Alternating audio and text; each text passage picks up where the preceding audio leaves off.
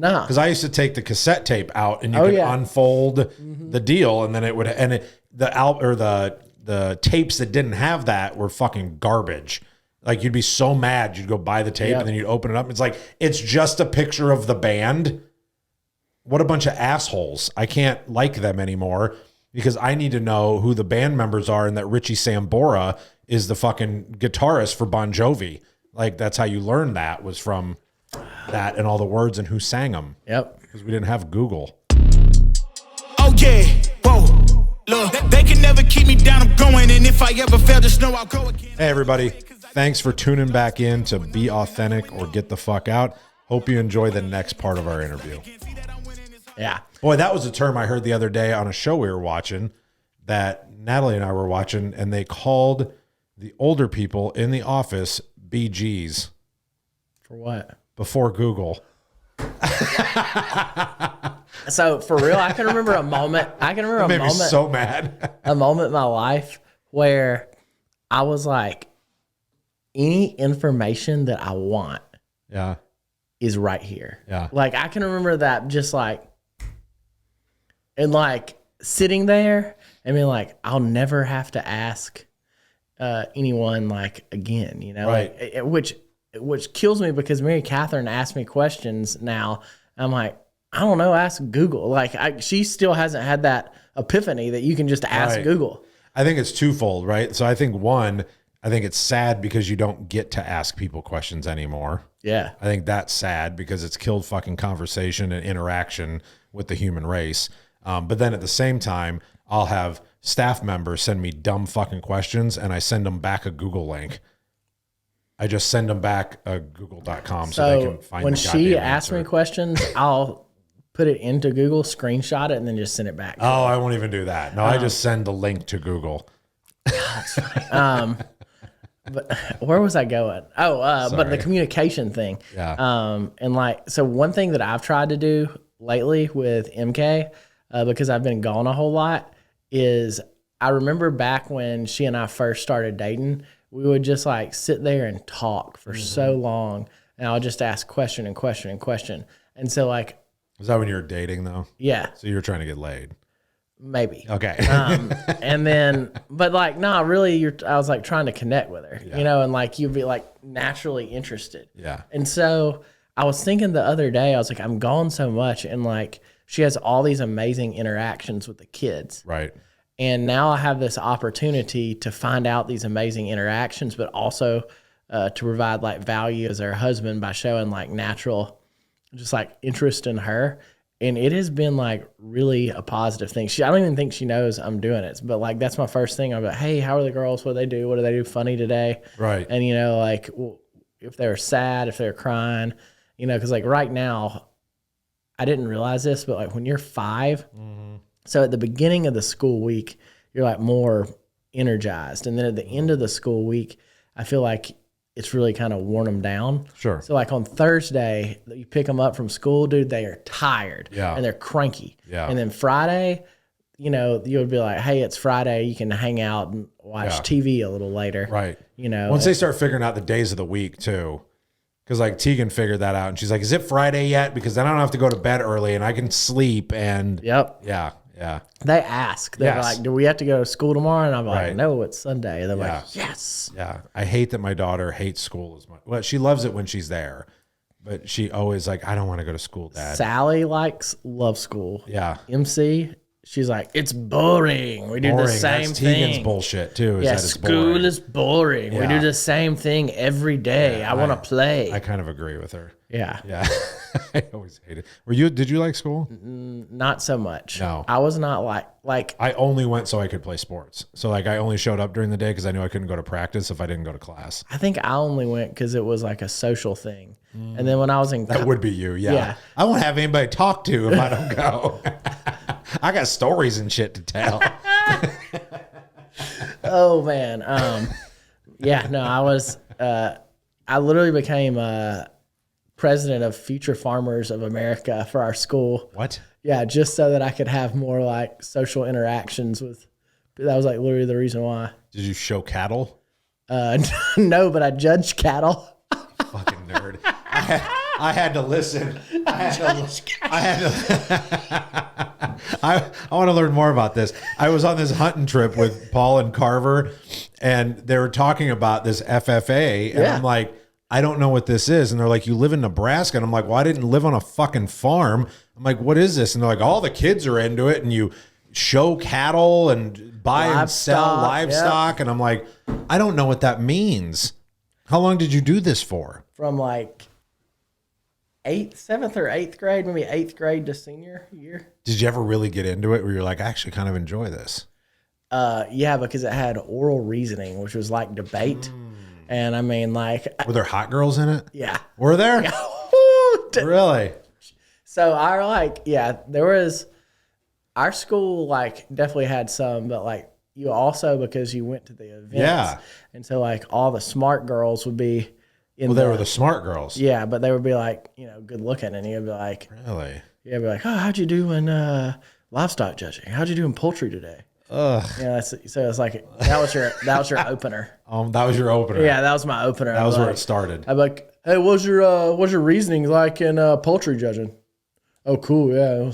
Oh my God, that's just a bunch of nerds. And I'm like, you have a cell phone yet? Do you have a cell phone yet? If so, can I have that number?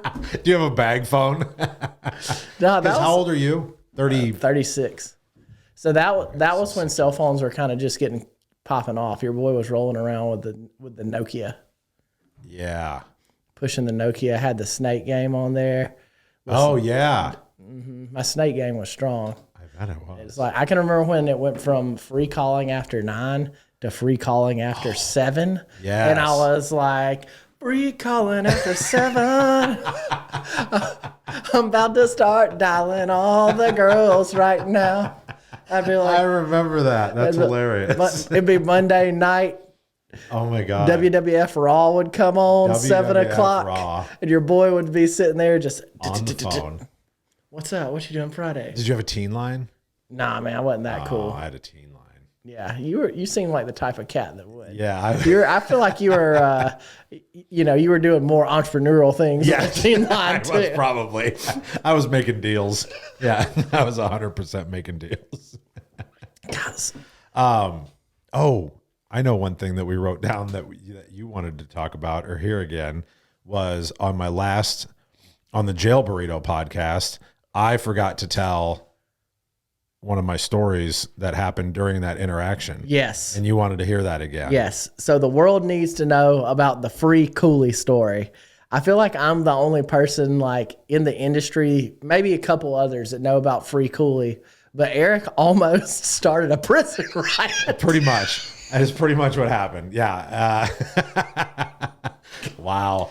So, all right. So I'll tell the story.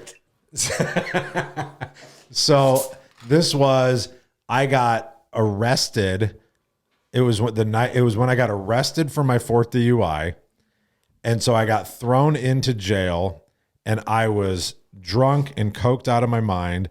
And I was so screwed up that my, like all the booze and drugs and everything didn't wear off really until the next day when I woke up, and it was on like a Saturday. So like, I think I got arrested on like a Friday, and I was going to be there until Monday or Tuesday before I can get in front of a judge to get bail. And I used to have chronic gout. So as Timmy has his gluten issues, I had chronic gout issues, and booze and drugs and whatever like exacerbated it and made it 1,000 times worse. So meat, alcohol, and salt. Huh? Meat, alcohol, and salt affects gout. Oh, okay. Thank you. And red wine does a lot. Too. Alcohol. Red wine more because of the tannins. Oh my goodness. If you'd like to know. Look out. Yeah. Because I drank a lot of red wine with my steaks. You seem like the type of guy that would just... I had my moments. I was Johnny Walker. I was wine. I didn't give a shit. I didn't discriminate. You were fancy. I was, yeah. But then I just drink a gallon of vodka with some Kool-Aid.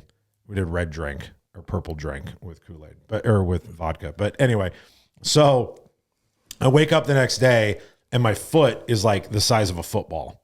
My gout has just completely flared up. I can't walk. I mean, if you've ever had gout, if it is one of the worst pains that you can get. You can't rub a sheet over your foot or your whole, like, you shake, right? I mean, it's awful pain. And so I wake up, I have gout. I like crawl out of my little like steel bunk to go up to the CO. And I'm like, dude, I'm fucked. I've got gout. I can't walk. Like it was awful. And like the best you could get is maybe a bag of ice, right? Like they're not going to help you get your medicine. You're not going to get your meds, that you have a prescription for. Like they give this many fucks. Like they give 0 fucks about how much pain you're in when you're in jail. So I was obviously like very cordial and nice to the CO. Like I wasn't causing problems. And I went up to him as the day went by and I was like, hey man, like the only thing that I can do to maybe get a little bit of relief since you won't help me with any of this other stuff is like, I need to elevate my foot. So he let me go sit out in the mod room area, like where you'd eat, like the cafeteria. And he let me put my foot up so that I could elevate my foot. And so all the jail cells are on the outside? So there was like 3 pods with bunks in each one of them. And then there was a main room that would be like a dining hall area where people would congregate, hang out. And then when you were done eating or being able to watch TV, everybody had to go back into their pod by their bed and all that. But they were open walls, like 3 open walls so you could see into that room. So I'm into that room. I'm sitting out there with my foot up. Okay, so we're going to rewind a little bit because the day prior, a gentleman by the name of COOLIE had put his feet up on the table without asking permission, and COOLIE got thrown in the hole.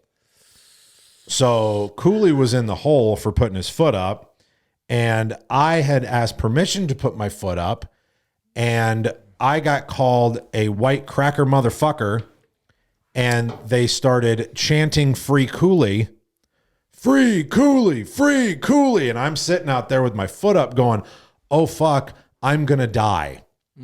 I literally thought I was going to get bum rushed and killed by everyone in that pod over there because this white cracker motherfucker, as I was called, had his foot up.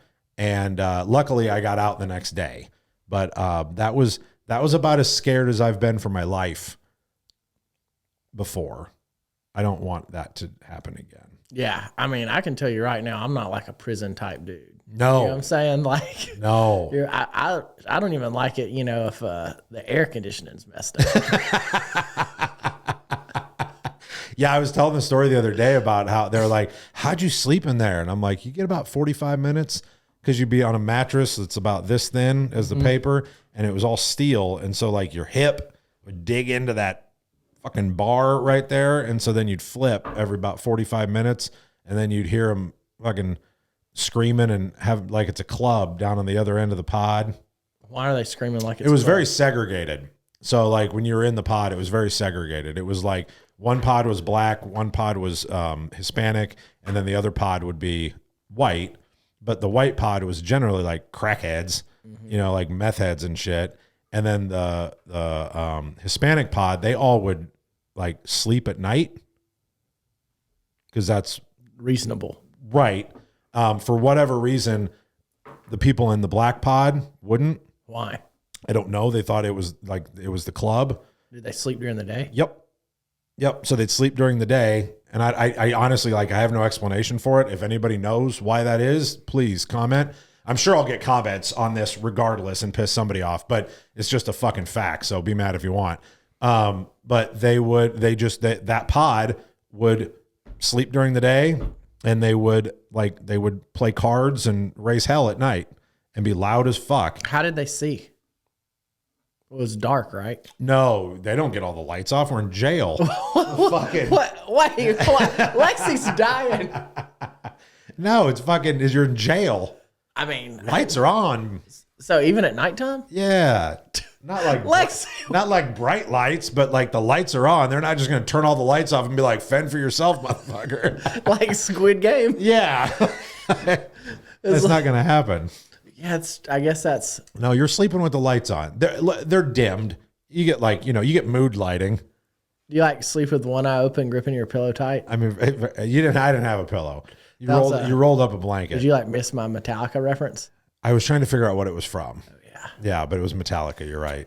Yeah. It's not just Drake. We got a lot of lyrics. Yeah, you do. You do. So that was my free Cooley story. It was a very frightening moment in my life. I wasn't sure how that was going to end.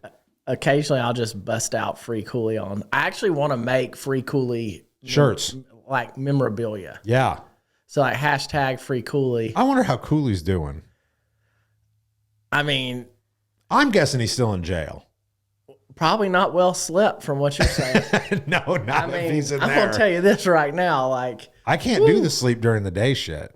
I mean, I guess I could get like acclimated to it over time. I suppose, but man, why would you want to? Just like sleep when it's dark. I'd have to have like a friend. I'd be like, listen, dude, I'm gonna sleep for a little bit, right? And then you're gonna sleep for a little bit, like Bubba and Forrest. Like, I'm gonna put my back against you, you put your back against me. Like, I'd have to have a like that, yeah, like a sleep, like a Navy SEAL, like you're in the war, yeah, yep.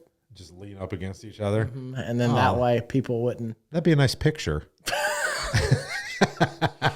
I'd have to, so like I'd come in and like, so when you get in there, like obviously you get given, like like a blanket and shoes and your outfit and like slippers. I'm sorry, sandals. And then sandals. And then like, what's the first? You just like hang out. You're like, hey guys, I'm Eric.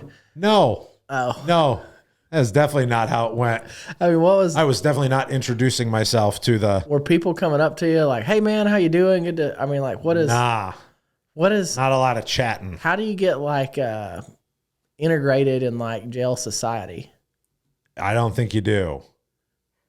I had one guy walk up to me, this kind of nerdy looking white guy. Mm-hmm.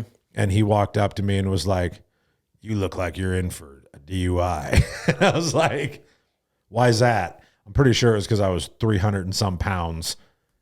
You know what I mean? Like, it was either like really like in the mod that I was in that area that I was in, because it was like supposedly low risk. I mean, you were either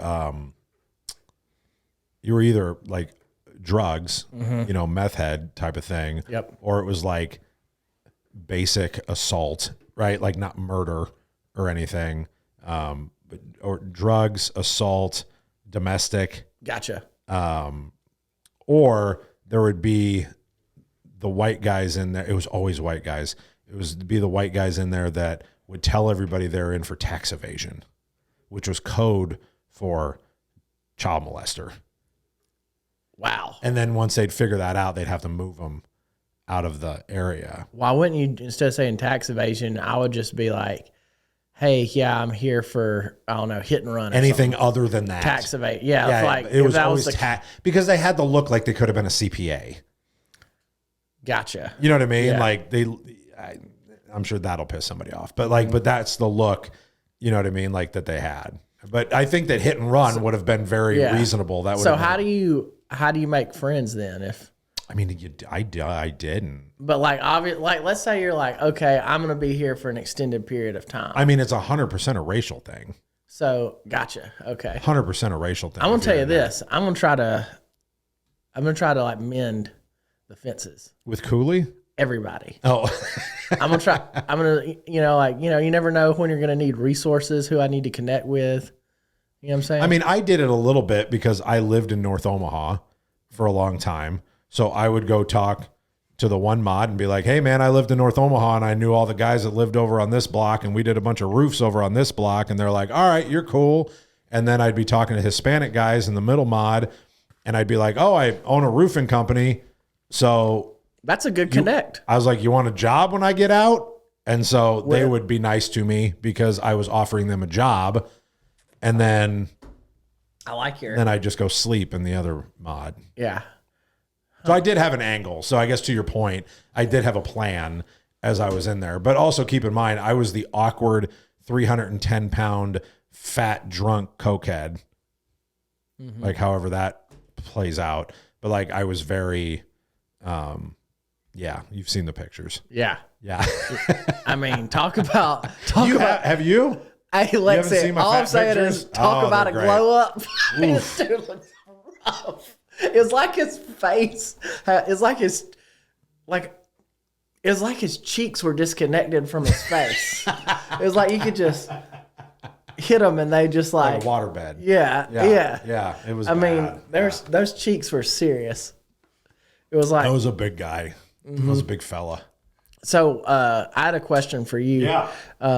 Like the one thing I would say, like I've kind of like noticed is since we met, like just how you interact, I feel like with Tegan and Natalie has changed a lot. Mm-hmm. Like that was how so? It's just like in a more positive manner. Like it's like obvious. It's obvious. You know, you're working on something because people don't just change for no reason. And so like I look at how, I don't know, I'm like, so Eric wouldn't have done that before. The way he'd have acted wouldn't have been like that before. I feel like you're more communicative with them, like in times where maybe like you would be less calm before. Yeah, I'd agree with that. I think part of that has to do with the work that I've done with Clay. Gotcha. Right. And then I think that I had a realization, and I don't know when it was or how long ago it was, but I had this realization that this is such a stupid thing to say because it's such an obvious statement, but as you get older and you have the moment where you realize we are all going to die, right? And you have that moment and you're like, okay, so no matter what I do, I'm going to die at some point. It could be tomorrow. It could be 30 years from now.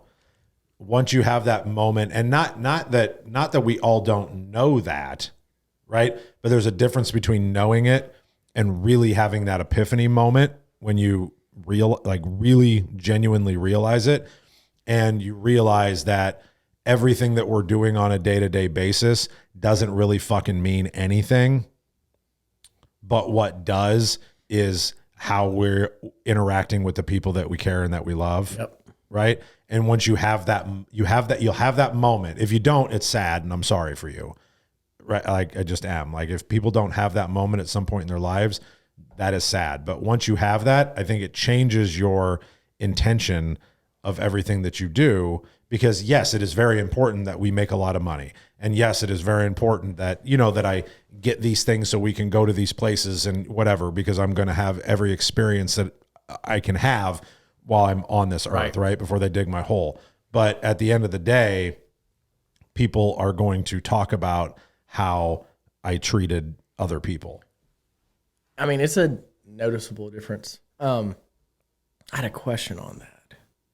Oh, here's one for you. Talking about James and I were talking one time, and I had this realization, and I asked him, and I'm going to ask you the same question. Mm-hmm. Let's say you lost D&M right now, okay, and you had to start over, all right, and all you have is like your house, your truck, Tegan, and Natalie. How long do you think it'll approximately take for you to get back where you're at? And here's everybody who I've asked this to has been close within, I would say, a couple months of the amount of time. So just so I understand the premise of the question, I lost it, which means I have no money. Let's say something happens, something's messed up, you get sued, everything's taken, you keep your house, your truck, you lose D&M.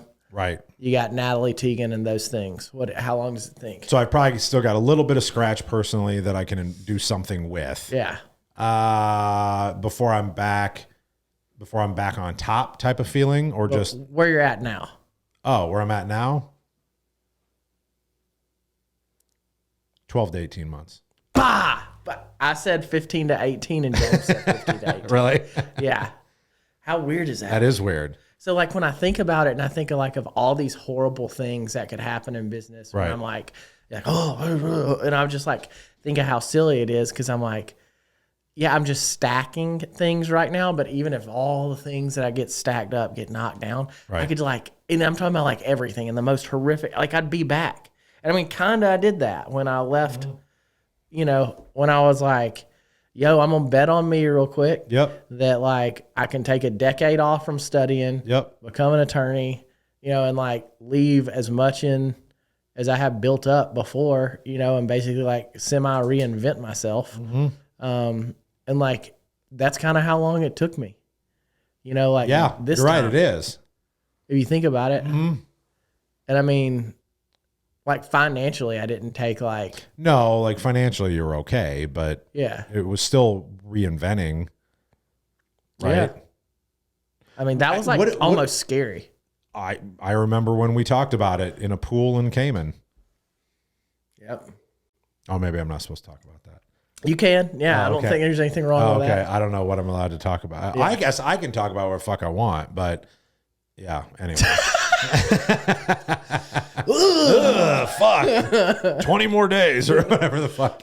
No, but I remember that conversation of you just struggling with, you know, what you're going to do, because because I remember I was selfishly sitting there with you thinking, well, if that happens, then we don't see each other. Why? I don't know why. You know what I mean? Or that, because I don't know if I thought at the time that our friendship was predicated on some type in there. Yeah. You know what I mean? Like, but I'm sure that's what went through my mind for 5 minutes. Yeah. You know, I don't know. I can tell you the hardest part of leaving Omaha was like you and Natalie and Tegan.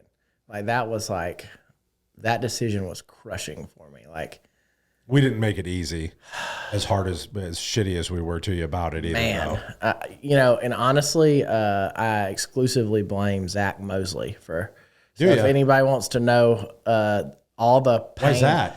I don't know. He's a good one to blame. Oh yeah, 100%. I'm fine with that. So okay, so I blame Zach, and somehow Paul's also to blame. I just don't know how. Yet I'll have to figure that out. I'll have to formulate that. Are you going to do a podcast on? Hey Lexi, you met Eric's friend Paul? Didn't like him. You didn't like him. Lexi said she didn't like him. Didn't like Paul. He is man. Not well liked. Eric, I used to be Eric's best friend. And then Paul saw a sliver of opportunity and he just thrust himself into Eric's life. And all they do is they just hang out and they're like, look, we got tattoos, which I remember girls used to do when they were like 17 in Florida. They'd be like, we went to spring break and got matching unicorn tattoos on our butt cheeks, right. Which is very similar to what Eric and them similar. Yeah. Similar. I literally, if we would have got a tramp stamp, it would have been. When I saw that, I was like, so they're dating. Right. And I was positive that. We literally put that picture out there, though, for you. I mean, we sat there and talked about it, and we're like, we have to put this out just so Pate sees it. I mean, I saw that, and I was just like, I'm speechless. And it's funny because we've been talking about it and joking about it for a while. And then I actually set it up with Callie. I sent Paul's daughter, Callie, a text, and I was like, we've been joking about this forever. I was like, I'm going to be out there next Wednesday or whatever day it was. I'm like, get this lined up for like 5 o'clock after our meetings. And I'm not going to tell Paul. Should you have like an in the tattoo community? I don't know about an inn, but they have numerous tattoo parlors in Denver. Oh, gotcha. I didn't know if that's because she was just well connected. No, because she's 18 or whatever the fuck. She's 20. You know what I mean? So of course she's gonna know those people. Yeah. Yeah. Because I didn't really know any at 18, but I did. Yeah, I didn't have any like tattoo. No, I have more tattoo hookups. But you lived in Ozark, Alabama. Did they have a tattoo shop in Ozark, Alabama? Oh yeah, one. Sure. I don't know. There were numerous. Numerous. Yeah. Really? For sure between Ozark, yeah, because we had the military base right there, and military people love a good tattoo. They do. Look at James. He's all like. He's all tatted up. This one means, you know, this is like what Spartan warriors had, and you know, he's got like reasonings and stuff. And James still want to come on the show? Yeah, he does. I think that'd be a really good. He was, when I told him the premise, he was like, I'll do that, but he was like, I'm going to piss people off. And I was like, that's the point. I know you are. Yeah. And I'm going to give you a list of topics that you're not able to do, because when you do, I'm then going to have to deal with it on the backside. Right. Yeah. So he gets to do the podcast and you get the fallout. Yes, correct. Yeah. Which is, you know, what I do. So, but I think he'll enjoy that part of it too. Me having to deal with the fallout. He'll just tell me to tell him to F off. Yeah. Is what he'll tell me to do. He'll like, tell him to F off. Does he say F off? No. No. I'm like, who the fuck? No. I say that. I'm You trying do. to, yeah. That's so cute. Yeah, that's what I do. I was going to say Tegan says that, but she doesn't. But yeah, man, so what else do we have to talk about on the list? I feel like we haven't really hit our list. We kind of did. We talked about, the one thing we had written down was how you lucked into the industry. Oh, yeah, we do need to talk about that. Yeah. A lot of people don't know that. So here's an interesting story. Instead of working for Premier Claims, I almost, I was running a professional development company. Yep. And had I not lost a specific, like, number of clients, like a lot at one time, enough that it, like, hurt our family, the amount of we made. So what did you do to lose all these clients? Weird story. So it was basically two companies. One was a bullpen of sales guys out of Chicago, and another was San Diego. So you were doing personal development with that bullpen of sales guys. Professional development, yeah. Okay, all right. What did I say? Personal, but yeah, sorry. it was more professional. Oh, it was more worky stuff. Yeah. Yeah, okay. And then you dig down into the personal to then, yeah. you know. Okay. So had that not happened, I wouldn't be here right now. I'll be completely different. But then also, you know, Tristan Farrell, the only reason I met him was they missed a flight. And they randomly went into J.D. Tucker's. And MK and I were at J.D. Tucker's. Really? And it was after a concert. And then... Was this the bathroom story? Yeah, where he came out, and then I was like with a bunch of girls and MK, and then they were talking to him, and then that's literally, he and I started texting and talking about business, and then I lost that, and he had been like, dude, you need to start doing this, you would kill. And I was like, and so then I lost those clients. Right. And I had all Thursday and Friday open. I was like, hey, I'll give you guys a shot. Let's see what you can. And they're like, oh, and I was like, oh, no, I know I can sell. It's not a question. Right. Like, let me see, you know, and so that's how it started. So then I basically rode around in a truck with John Anderson from a summer. And, dude, like the amount, I was just thinking the amount of buildings and houses that I got on in my first 6 months. Like, who put up the ladders? Whoever, me or John, why? Oh, okay. I was just curious in the beginning. I didn't know if like that was regulated to John because he thought you probably couldn't. Nah, he was, I remember like, here's how you're going to put up the ladder, you know? And he was like, I love John. Some people don't do, I remember the amount of rungs that you have to have over. I think it's 3, isn't it? Yeah. And then he's like, some people don't put it up high enough, but I'm going to tell you, whenever it's time to get down, you're going to wish you had. Oh, listen to this. So I'm in New Orleans on a medical facility, and they had re-roofed one slope of metal and not re-roofed the other. So when I go up on the old slope, and I can walk on it fine. I go over the ridge, and it's new. Bro, ice. I mean, I'm like standing and just, and I literally have to hop back over. Really? Yeah, I've never been on a metal roof that was so slick. Was it just like a brand new Kynar finish type deal, or it was like 3 years old? Yeah, I don't know what it was, but it was like ice, dude. Wow. And it wasn't a close call, but it was like crazy because that's scary though. Like you fucking tighten up real quick, don't you? Like yeah. And even no matter how slow it is, you're just like not supposed to be sliding down right now. Right. Yeah. And you didn't have the trick that my grandpa taught me when I was a kid either, where you always have a claw hammer with you. So if you start to slide, you turn around, you slide that fucking claw into the roof, and then you stop sliding. Wow, I did not. We actually typically don't keep claw hammers in the old attorney. You might now. The old attorney truck. I'll tell you what I'm debating on getting are those shorts that you put over your. The ones that were in the booth next to us at RCAT. I told the guy, I said, if you make these in camo, I will buy these.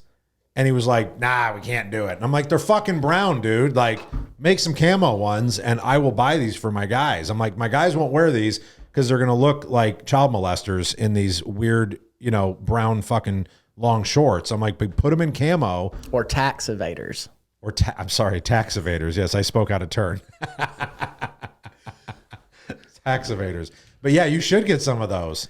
Yeah, I mean, You wear them with your dad hat? this actually getting a dad hat. Oh, no? These are new. They're like our all weather ones. All weather, like Yeah. tires? No, check them out. Like, feel the material. I mean, it's nice, but it's still fucking dad hat. I mean, That's a dad hat. Thank you. Yeah, it's a dad hat. Do you think it's stylish? No, I feel like I'm like a stylish person. you're not. I mean, What? not with your hat game. God, Your hat game stinks. Everything else is fine, but like your What hat about the game visors? stinks. I mean, your visors are very unique to you. Like I can't wear your big high-rise visors. you should. I don't think so. It would look good on you. Because it would be the same thing. It'd be me trying too hard to be something I'm not. Just like if I put the fucking little clippies on the back of my sunglasses, like everyone in the South does, because Some, right, like if you're a coach at Georgia, you better have fucking what are those called? The croquis. croquis. So I couldn't put croquis on my sunglasses and walk around. They'd be like, "Are you trying to act like you live in South Carolina?" No, I'm not. Because that's basically like a South Carolina line kind of right there to Alabama, Kentucky, Georgia. I don't know if Kentucky does a croquis, but listen, as a man from the South, I just want to put on the podcast, I welcome any person to roll with the croquis. Get a high profile visor. If you don't know what a high profile visor is, I would say look at the visors I wear and then look at softball coaches. It's not the one softball coaches wear. Do you still have the Nebraska high rise that I got you? Yes. Okay. Yep. And Nebraska. I've got. That was hard to find. Yeah. I still do. Yeah. Yeah, that was hard to find. I haven't worn it this football season. Why would you? Yeah. I haven't really had a chance, but No. Hey, everybody. Eric here with Be Authentic or Get the Fuck Out.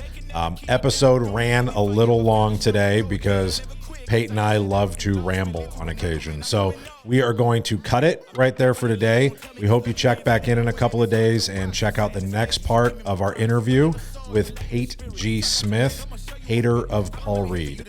So remember, be authentic or get the fuck out. So if I ever win again, it's no, I did the minimum. I did